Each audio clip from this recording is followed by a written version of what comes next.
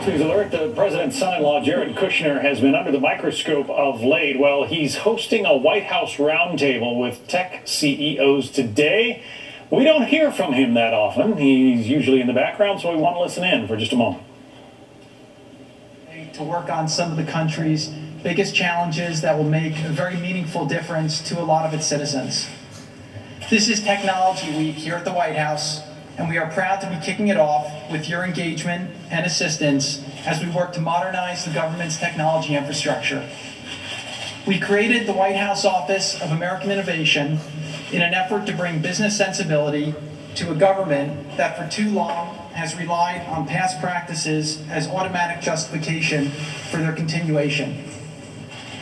Before I came to Washington, many warned me that the bureaucracy would resist any change that we tried to implement.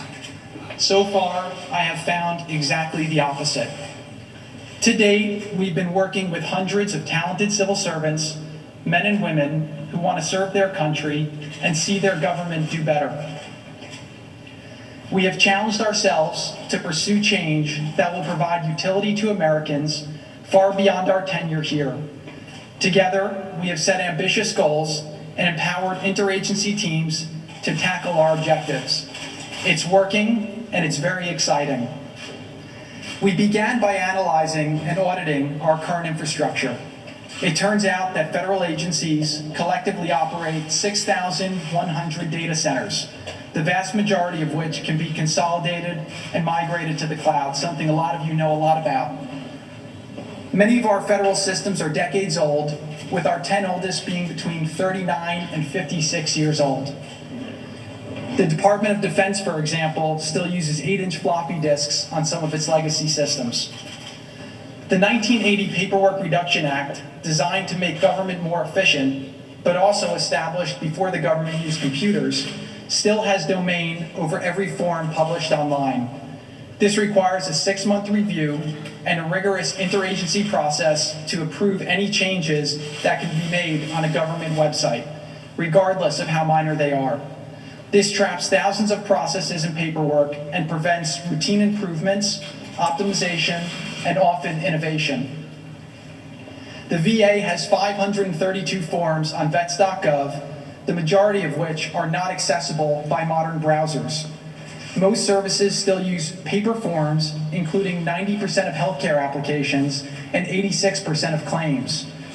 Our veterans deserve better, and that's what we are going to deliver.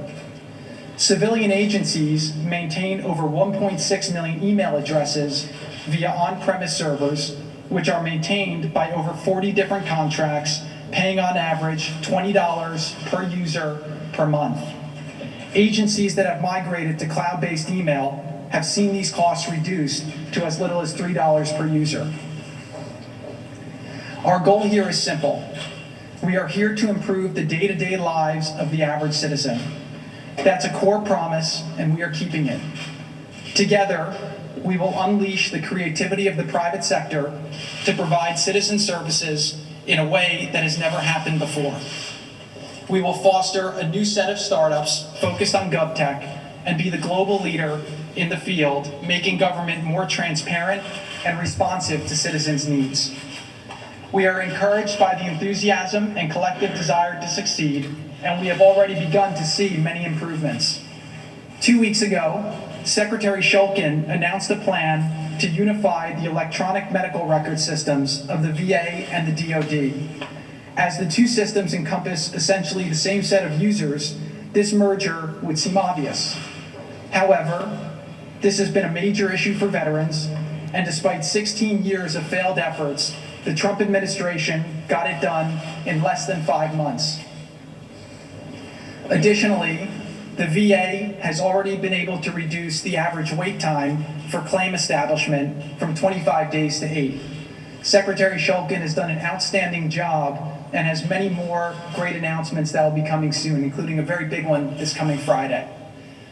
OMB has eliminated more than 30 outdated and unnecessary technology policies, So there's the president's son-in-law, Jared Kushner, talking about the administration's efforts to drag the federal government kicking and screaming into the 21st century, technologically at least. Yeah, and they are talking about jobs, and they want to bring focus to that, especially ironically when they're debating the health care bill and tax reform. It all sort of folds in together as Democrats are going to be putting pressure on Republicans tonight.